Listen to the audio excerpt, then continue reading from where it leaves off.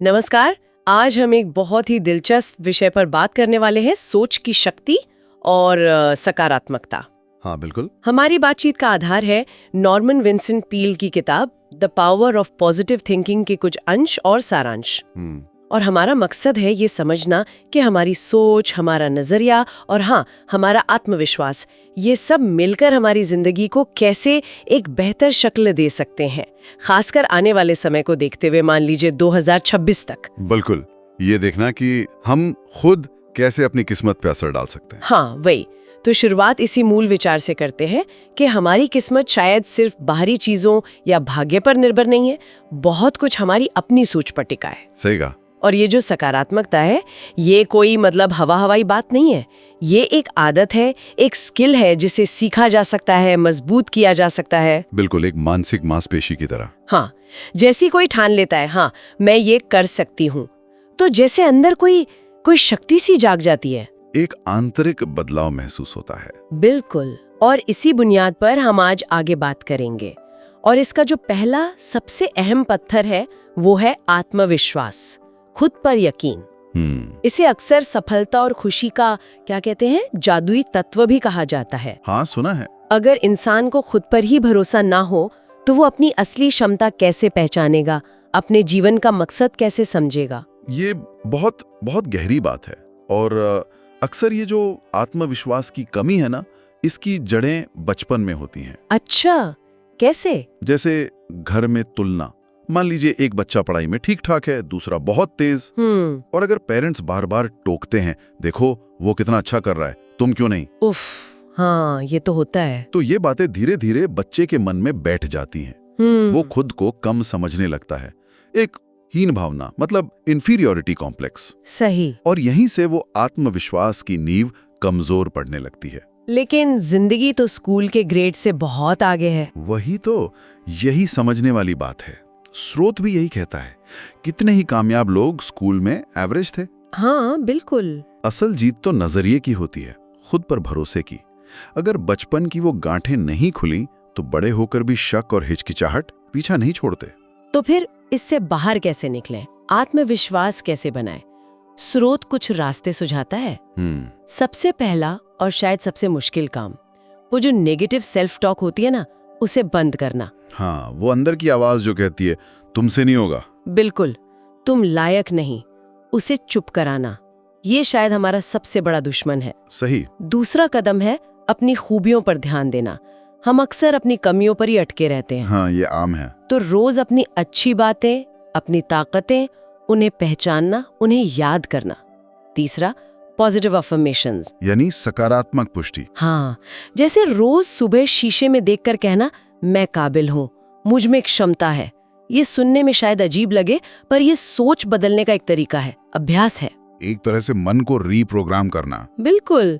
और साथ ही अपने मन में अपनी एक नई मजबूत छवि बनाना। अगर पुरानी छवि कमजोर है तो उसे कॉन्शियसली बदलना होगा। खुद को एक आत्मविश्वासी व्यक्ति के तौर पर देखना शुरू करना होगा। विजुअलाइजेशन। हाँ, और डर को हावी नहीं होने देना।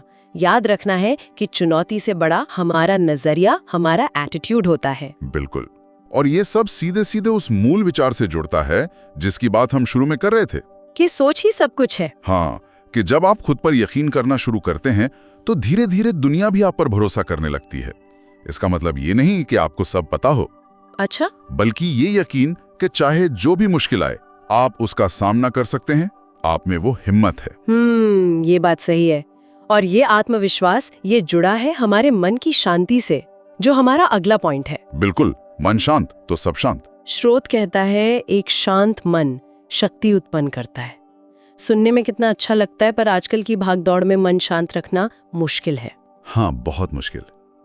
पर ये शांति ही है जो मुश्किलों में ताकत देती है। तो इसे पाएं कैसे? स्रोत एक तकनीक बताता है। हाँ, वो दिलचस्प है।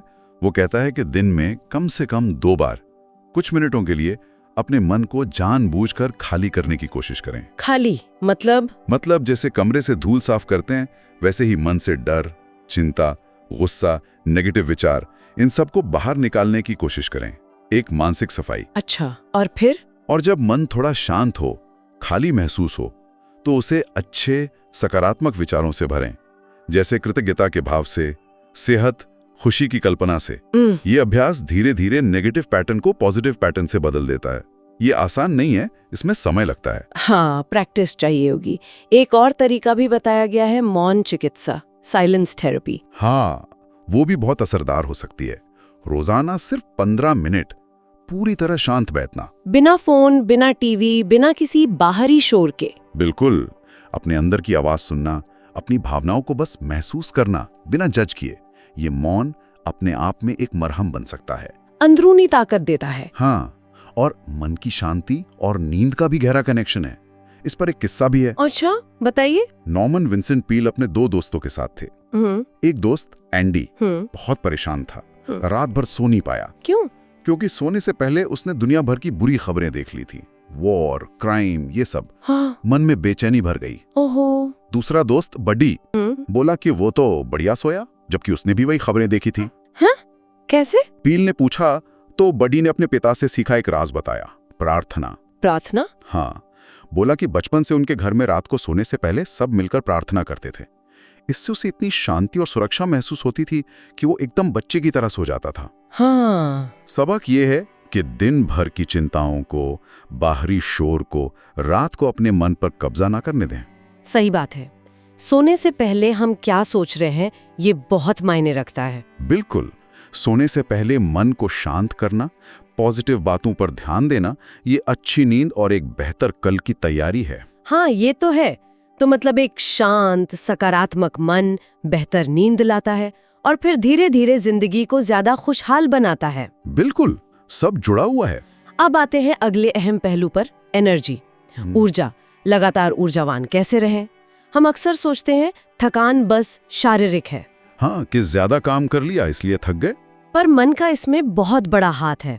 स्रोत कहता है कि जब हम बार बार सोचते हैं मैं बहुत थक गई हूं, तो शरीर भी वैसे ही रिएक्ट करने लगता है। हाँ, भले ही असल में उतनी थकान ना हो, हमारी सोच हमारी फिजिकल एनर्जी को कंट्रोल करती है। तो फिर लगातार एनर्जी के लिए क्या करें? स्रोत 2 मुख्य बातें कहता है। पहला तो जाहिर है, शारीरिक देखभाल, अच्छा खाना, रेगुलर एक्सरसाइज, पूरी नींद। और बुरी आदतें जैसे स्मोकिंग, ज्यादा ड्रिंकिंग, ओवर ईटिंग, इनसे बचना। ये तो बेसिक है। सही। पर दूसरा पहलू, जो शायद उतना ही या ज्यादा जरूरी है, वो है एक बैलेंस्ड इमोशनल लाइफ, भावनात्मक संतुलन। हाँ। जब शरीर, मन और आत्मा तीनों में तालमेल होता है, तभी असली सस्टेन्ड एनर्जी महसूस होती है। अच्छा। हमारी फिजिकल एनर्जी पर हमारी इमोशनल स्टेट का गहरा असर होता है। हाँ। और हमारी भावनाएं हमारी सोच से जुड़ी होती हैं। मतलब ये तीनों जुड़े हैं। बिल्कुल, एक दूसरे पर निर्भर हैं। इसका एक बहुत अच्छा उदाहरण सैम नाम के एक व्यवसायी की कहानी है। सैम? हाँ, बताइए। सैम एक अफेयर में फंसा हुआ था। हाँ। उसे बहुत ज्यादा अपराध बोध, मतलब गिल्ट था। वो रिश्ता खत्म करना चाहता था, पर उसे डर था कि कहीं उसे ब्लैकमेल ना किया जाए, समाज में बदनामी ना हो। ओहो, मुश्किल सिचुएशन। हाँ, और इस अंदरूनी कश्मकश, इस डर और गिल्ट ने उसकी रातों की नींद उड़ा दी। उसे सिवियर इंसोम्निया हो गया। नींद ही नहीं आती थी? बिल्कुल नहीं। उसने साइकोथेरेपी ली, दवाएं खाई, पर कुछ खास फायदा नहीं हुआ। हालत बिगड़ती गई। फिर उसके थेरेपिस्ट ने उसे नॉर्मन विंसेंट पील से मिलने की सलाह दी। पील ने उसकी पूरी कहानी सुनी और फिर एक अजीब सी बात कही। क्या कहा? उन्होंने कहा, तुम्हें नींद कैसे आएगी जब तुम्हारे बिस्तर पर 2 अनचाहे मेहमान रोज रात तुम्हारे साथ सोते हैं? मेहमान कौन? सैम भी हैरान रह गया। पील ने समझाया, वो मेहमान हैं डर और अपराध बोध। वाह, क्या नजरिया है। हाँ, पील की सलाह बहुत सीधी थी। पहले अपनी गलती मानो, ईश्वर से या जिससे भी तुम मानते हो उसे माफी मांगो, और ये पक्का इरादा करो कि दोबारा ऐसा नहीं करोगे। आध्यात्मिक पहलू पर जोर दिया। बिल्कुल। सैम ने हिम्मत की और ऐसा ही किया। और नतीजा क्या हुआ? कुछ ही हफ्तों में, सालों बाद उसे चैन की नींद आने लगी और दिन में भी वो ज्यादा फ्रेश और एनर्जेटिक महसूस करने लगा। कमाल है। तो सैम की कहानी साफ दिखाती है कि कैसे उसकी मानसिक और भावनात्मक उथल-पुथल, वो गिल्ट, वो डर सीधे उसकी फिजिकल हेल्थ पर असर कर रही थी। मतलब नींद ना आना सिर्फ एक लक्षण था, जड़ कहीं और थी। बिल्कुल। इलाज के लिए जड़ पर काम करना जरूरी था, सिर्फ लक्षण पर नहीं। तो निचोड़ यही है कि शरीर, मन और आत्मा तीनों का ध्यान रखना जरूरी है। हमारी सोच, हमारी भावनाएं हमारी फिजिकल एनर्जी को सीधा प्रभावित करती हैं। एकदम सही। अच्छा खाएं, कसरत करें, सोएं और साथ ही अपने मन को भी स्वस्थ और शांत रखें। और मन को शांत और मजबूत रखने का एक तरीका जिसका जिक्र स्रोत में बार बार आता है वो है प्रार्थना की शक्ति। हाँ, प्रेयर पावर। कई लोग शायद सोचते हैं कि शारीरिक दिक्कतें तो बस फिजिकल होती हैं, पर अब तो हेल्थ एक्सपर्ट्स भी मानने लगे हैं कि मन और आत्मा का स्वास्थ्य भी उतना ही जरूरी है। सही है, माइंड बॉडी कनेक्शन अब साइंस भी मानता है। और प्रार्थना को अक्सर हम सिर्फ एक धार्मिक चीज मानते हैं, पर स्रोत इसे एक शक्तिशाली मानसिक और आध्यात्मिक टूल की तरह देखता है। हाँ, स्रोत का तर्क है कि प्रार्थना एक तरह से पॉजिटिव एनर्जी को फोकस करने और रिलीज करने का एक वैज्ञानिक तरीका हो सकता है। वैज्ञानिक तरीका? हाँ, मतलब ये सिर्फ दिलासा नहीं है, ये आपको मानसिक रूप से मजबूत बनाती है, स्ट्रेस कम करती है, शायद फिजिकल प्रॉब्लम्स और एजिंग को भी स्लो डाउन करने में मदद कर सकती है। अच्छा। प्रार्थना के जरिए आप अपने मन और आत्मा को एक हायर पावर से या अपने गहरे आंतरिक स्रोत से कनेक्ट करते हैं। इससे एक असीम ऊर्जा और गाइडेंस का एहसास होता है। मुश्किलों से लड़ने का हौसला मिलता है। बिल्कुल। इसका एक उदाहरण बिल नाम के एक व्यक्ति की कहानी में है। बिल? हाँ, सुनाइए। बिल ने अपना बिजनेस बहुत छोटे स्केल पर शुरू किया था। बस एक एम्प्लॉय, एक छोटी सी जगह, किसी को उम्मीद नहीं थी कि वो कामयाब होगा। लेकिन सालों बाद उसने उसी बिजनेस को एक बड़ी सफल कंपनी बना दिया। वाह! जब उससे उसकी सफलता का राज पूछा गया तो उसने 3 चीजें बताई: कड़ी मेहनत, पॉजिटिव एटीट्यूड और प्रार्थना। प्रार्थना फिर से? हाँ, बिल का मानना था कि उसकी क्रिएटिविटी या मेहनत से भी ज्यादा उसकी सफलता में प्रार्थना का हाथ था। उसने इसके लिए एक फॉर्मूला भी बनाया था। फॉर्मूला? कैसा फॉर्मूला? उसने उसे नाम दिया प्रेराइज, पिक्चराइज और एक्चुअलाइज। प्रेराइज, पिक्चराइज, एक्चुअलाइज, ये क्या है? सुनने में थोड़ा अलग है। हाँ, पर इसके पीछे का आइडिया सिंपल है। प्रेराइज मतलब प्रार्थना करना। ठीक है। जब भी कोई मुश्किल आती या कोई इच्छा होती, बिल उसे ईश्वर के साथ शेयर करता। उसका विश्वास था कि अपनी प्रॉब्लम्स और उम्मीदें किसी हायर पावर को सौंप देने और मदद पर भरोसा रखने से मन शांत होता है, बोझ हल्का लगता है। विश्वास की शक्ति। दूसरा कदम पिक्चराइज यानी कल्पना करना। विजुअलाइजेशन। हाँ, बिल्कुल। जब उसे कोई समाधान दिखता या कोई लक्ष्य तय होता तो वो उसकी एक क्लियर मेंटल पिक्चर बनाता, जैसे कि वो लक्ष्य हासिल हो चुका है। आप चाहें तो उसे लिख भी सकते हैं या कोई तस्वीर बना सकते हैं। और रोज उस तस्वीर को देखना। हाँ, रोज देखना, उसे महसूस करना। ये आपके ध्यान को फोकस करता है और आपके सबकॉन्शियस माइंड को उस दिशा में काम करने के लिए प्रोग्राम करता है। अच्छा। और तीसरा एक्चुअलाइज? एक्चुअलाइज मतलब उसे हकीकत मानना। बिल कहता था कि सिर्फ तस्वीर देखने से काम नहीं चलेगा। आपको पूरे यकीन के साथ ये महसूस करना होगा कि जो आप चाहते हैं वो सच हो रहा है या होकर रहेगा। मतलब विश्वास करना कि वो हो रहा है। हाँ, इस प्रोसेस को लगातार दोहराने से आपका सबकॉन्शियस माइंड उस हकीकत को स्वीकार कर लेता है और फिर बाहरी परिस्थितियां भी उसी दिशा में बदलने लगती हैं। ये फॉर्मूला वाकई सोचने लायक है। इसे सिर्फ बिजनेस में नहीं, जिंदगी की किसी भी लक्ष्य के लिए इस्तेमाल किया जा सकता है। बिल्कुल। बेहतर स्वास्थ्य, अच्छे रिश्ते, कुछ भी। ये दिखाता है कि सफलता सिर्फ बाहरी मेहनत का नतीजा नहीं, बल्कि हमारी अंदरूनी स्थिति, हमारा विश्वास, इसका भी बहुत बड़ा रोल है। हाँ, अंदरूनी और बाहरी दुनिया का मेल है ये। और आखिर में हम आते हैं उस चीज पर जिसकी तलाश शायद हम सबको होती है, खुशी। अपनी खुशी खुद कैसे बनाएं?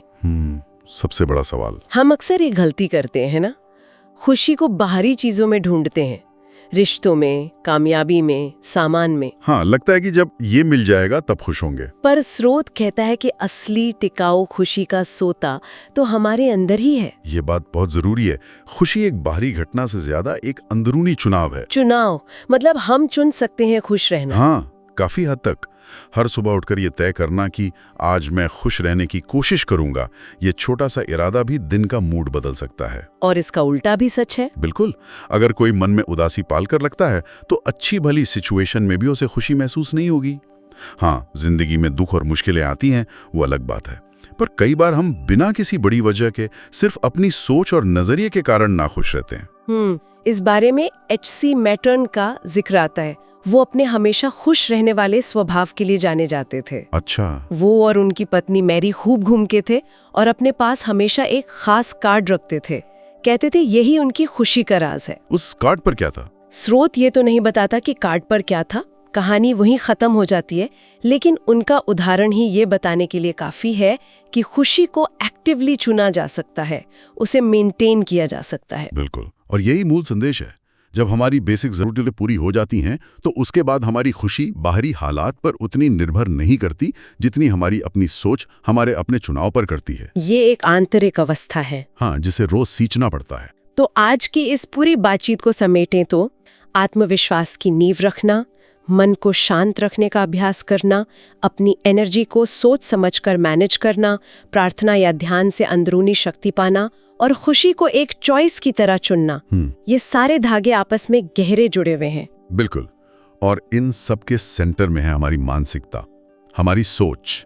स्रोत का जो सेंट्रल आइडिया है वो भी यही दोहराता है, जब सोच बदलती है तभी जीवन बदलता है। हाँ, ये कोई रातों रात होने वाला जादू नहीं है। ये मन की पॉजिटिव आदतें बनाने की एक प्रक्रिया है। धीरे धीरे, लगातार, हर दिन एक छोटा कदम।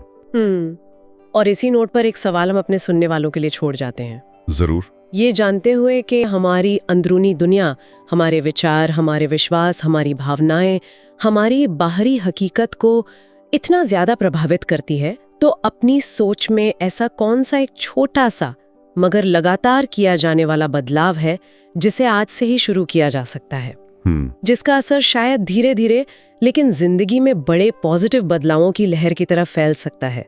सोचने वाली बात है।